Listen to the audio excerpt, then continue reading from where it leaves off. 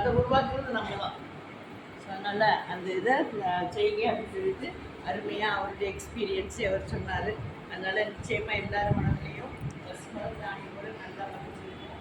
அது எனக்கு ரொம்ப ஏன்னா சில நேரத்தில் வந்து நான் சின்ன பிள்ளையா வயசுல வந்து ட்ராமா செலக்ட் பண்ணுறேன். என் ஃப்ரெண்ட்ஸ் எல்லாம் செலக்ட் பண்ணாங்க. எனக்கு செலக்ட் வேண்டாம் வீட்டில் பேசி. ஸோ அது வந்து ரொம்ப டச்சிங்காக இருந்துச்சு. நம்ம அது மாதிரி இருக்கக்கூடாது.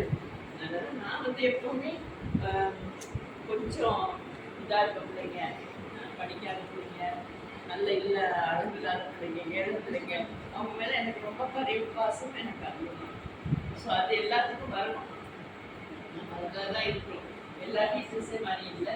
நம்ம வந்து ஸ்பெஷலாக இருக்கணும். பிள்ளைங்களுக்கு வந்து முன்னுக்கு வரணும். பிடிக்கிற பிள்ளைங்களை நம்ம ஏற்றி விடணும். அதுதான் நம்முடைய பணி. ஸோ அந்த பணியை நம்ம சிறப்பாக செஞ்சுட்ருக்கோம். இன்னும் தொடர்ந்து நம்ம செய்யணும். Okay, so that is my wish for you. Thank you.